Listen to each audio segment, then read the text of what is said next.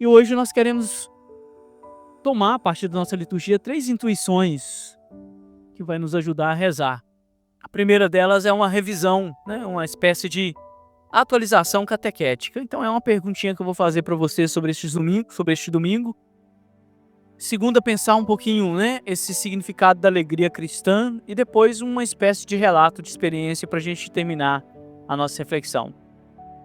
O padre, ele é o primeiro catequista da comunidade, né? Às vezes a gente até esquece disso, não o padre, mas as pessoas esquecem disso, né? Até por causa da nossa catequese oficial, né? Mas a função do pároco é promulgar, né? E pregar o evangelho e a doutrina, né? Evitar aquilo que seriam os erros, né? A heresia, e ao mesmo tempo educar o povo na fé. Então, uma pergunta para a gente reafirmar o nosso compromisso catequético, né? Nós temos 2 períodos, né, no nosso ciclo litúrgico de intensa oração que se prepara para os 2 grandes eventos da nossa fé, a encarnação e a ressurreição. Esses 2 períodos, né, que é o advento e a quaresma, a gente usa a cor roxa, tem 2 domingos desses períodos que a igreja tira para que nós possamos, no tempo de penitência, fazer uma pausa para reviver aquilo que é a graça de Deus na nossa vida. E estes 2 domingos têm 2 palavras, né, que acaba determinando, né, o conteúdo litúrgico deles. É o terceiro domingo do Advento, que nós celebramos hoje, e o quarto da Quaresma, tá bom? Então, a perguntinha é: como se chama o domingo que hoje nós celebramos? É o terceiro domingo do Advento, mas ele tem um nome litúrgico. É o domingo de quê mesmo? Eu quero em latim, eu não quero em português. Como é que é? É o domingo Gaudete. E o quarto? Como é que é mesmo? O Letare. Gaudete e Letare significa alegria. E aí uma pergunta que a gente pode fazer é: por que a igreja não colocou só Gaudete ou só Letare? Por que ela colocou Gaudete pro Advento e Letare para Quaresma? Tem uma explicação litúrgica e teológica sobre isso. Em português, quando a gente vai falar de alegria é a palavra única. A gente só tem a palavra alegria para falar, né, daquilo que seria essa tonalidade afetiva que nós temos. Só que nós temos tonalidades afetivas diferentes de alegria. Então, Gaudete é uma alegria conectada à esperança, né? Daí vem o documento do Vaticano II chamado Gaudium et Spes, né? Alegria e esperança. É uma alegria que tem a ver com a espera de alguém, né? Ou a espera de uma situação que vai nos salvar. O Letare é uma alegria que tem a ver com uma vitória após uma suposta derrota. Vou explicar para vocês entenderem por que a espiritualidade do Advento é diferente da espiritualidade da Quaresma. No Advento a gente enfeita a casa, não é isso? A gente tem árvore de Natal, a gente tem presépio, a gente tem coroa, né? E na Quaresma nada disso. Então o Gaudete, que é o Alegra-te, ele tem a ver com essa alegria que está conectada à esperança ou à espera de alguém que vem preencher um vazio. Então eu vou dar um exemplo rápido aqui para mexer com o Heitor, que é meu amigo, né? O Heitor já está crescendo, vai crescer e daqui a um tempo vai passar na universidade, pode ser que seja no Valadares, mas suponhamos que seja fora. E ele vai estudar, né? Janeiro, normalmente, né? Se não tiver greve nas federais ou se ele for para um particular, janeiro o Heitor chega. Quando o Heitor estiver quase chegando, a mãe começa a falar lá pro pai: vai chegar a tal hora, tem que buscar o menino na rodoviária. Aí começa a pensar qual a comida que o Heitor gosta. Como é que a gente vai preparar Tem gente rindo porque o Caio tá passando por essa experiência, né? Como é que tá o quarto, né? A mãe fica ansiosa esperando o filho chegar. Isso é o Gaudete. É uma tonalidade afetiva muito específica, né? É a espera, é a alegria, já uma alegria ansiosa por alguém ou por algo que vai chegar, né? Quando vocês têm que viajar para um lugar que vocês sonharam muito, ou espera alguém chegar. Em latim se diz Gaudium, é uma alegria específica. O Letare é diferente. O Letare é a alegria conectada a uma vitória após uma derrota. Por isso que está lá conectada com a Quaresma. 5 reprovações na carteira de motorista, que é o terror de todo mundo, não é isso? Aí vai lá na sexta e passa. Pula ou não de alegria? Já não é o Gaudete, é o Letare, né? Então o Letare está conectada a essa alegria que vem imediatamente após um sofrimento. Então prestem atenção para vocês verem que riqueza de conteúdo a nossa igreja nos entrega. Sim ou não? Por isso, o tempo da Quaresma é um tempo muito diferente do Advento. A gente não faz penitência no Advento como a gente faz na Quaresma, né? Todo mundo enfeitou a casa aí direitinho, né? E o coração? Porque não adianta iluminar a árvore e o coração continuar escuro, né? É um tempo em que nós somos convidados a fazer uma faxina do nosso coração, mas nós não estamos com a perspectiva de passar por uma derrota para depois viver uma alegria. Nós estamos aqui meditando a encarnação do Verbo, já nessa perspectiva de plenitude, né? O Senhor que vem para nos salvar. Então a gente prepara bem o nosso coração, prepara bem a nossa casa para receber o menino que vai chegar, né? Como as mães esperam um filho que volta, ou nós preparamos a nossa viagem. Segunda questão da nossa homilia, para a gente ir terminando, como que nós pensamos então essa tonalidade afetiva da alegria, especificamente do Gaudete? A alegria cristã não é a alegria do tolo, não é a alegria do bobo alegre. É uma alegria da constância daquele que sabe em quem colocou a sua confiança. Por isso, nós permanecemos alegres, mesmo que o mundo nos dê motivo para chorar.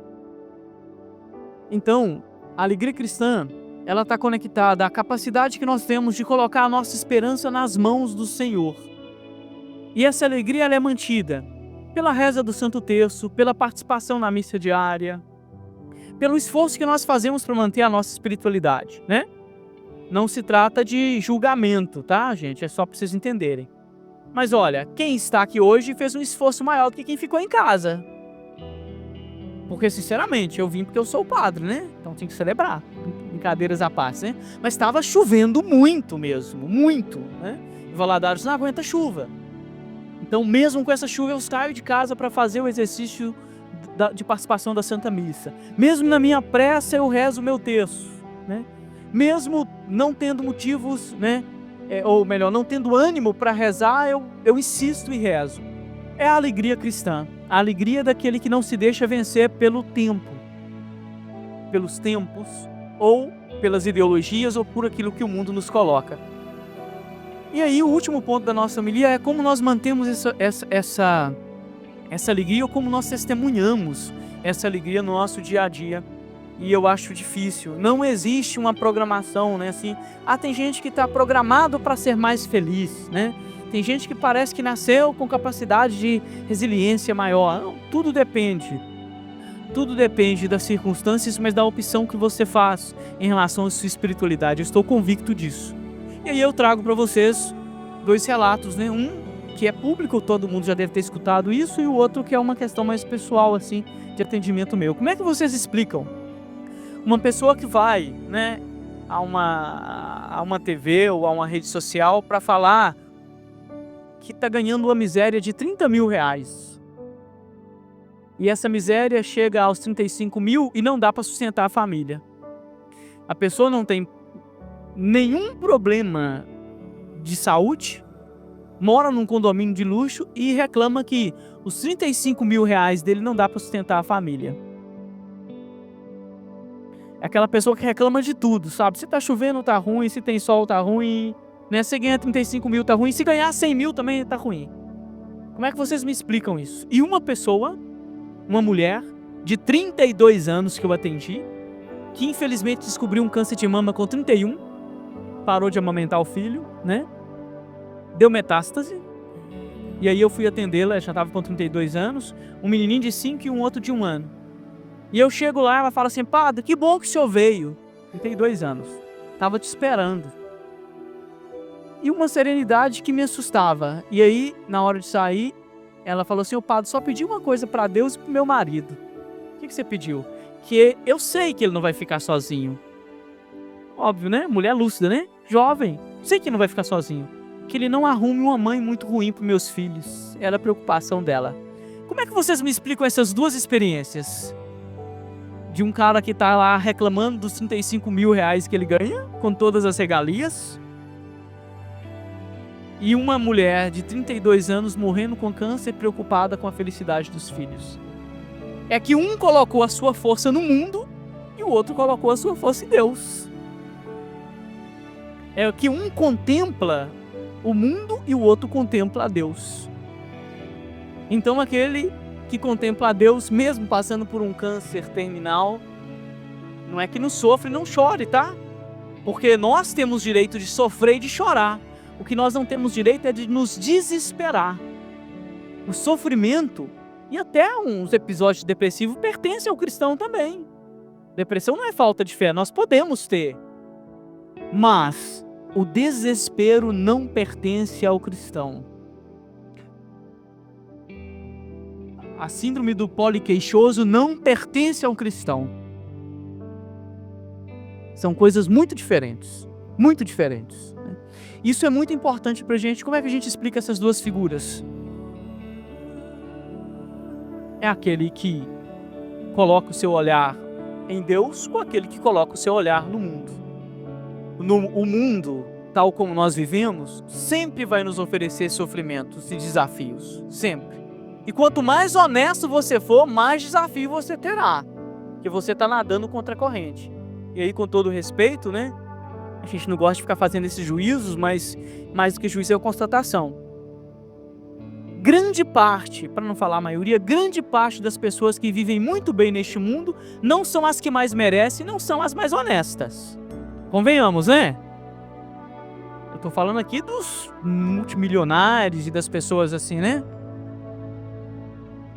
A maior parte, né? A grande parte das pessoas, perdão, que vivem muito bem neste mundo, não são as mais honestas e não são as que mais merecem.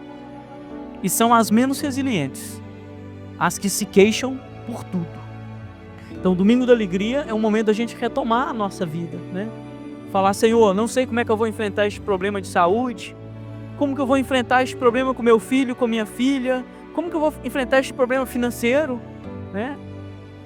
O dinheiro, a relação com o dinheiro não é uma questão, não é brincadeira, né? Nós precisamos aprender a nos relacionar com a questão financeira e as finanças são muito importantes para a nossa vida. É com ela que a gente paga o bom estudo do filho, que a gente compra o carro, que a gente mantém a empresa, que a gente viaja, que a gente constrói a nossa casa. Então, é importante. Como não se deixar corromper por tudo isso que o mundo nos oferece, né? Como não ceder a essa felicidade momentânea e passageira do mundo, mantendo nossos olhos fixos no Senhor, que nos oferece a verdadeira felicidade, mesmo em tempo de penúria. Esse é o nosso desafio. Não tem outro caminho.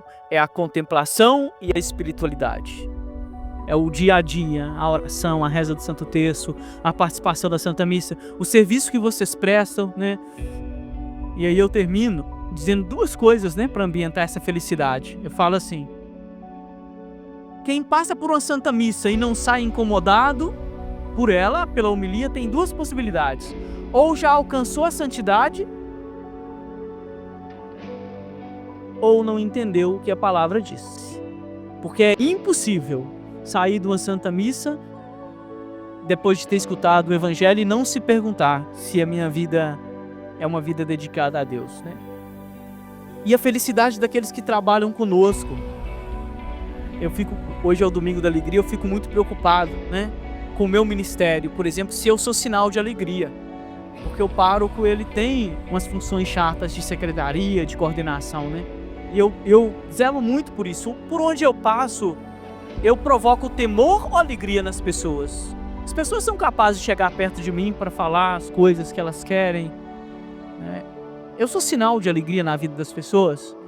E vocês que trabalham conosco, músicos, né?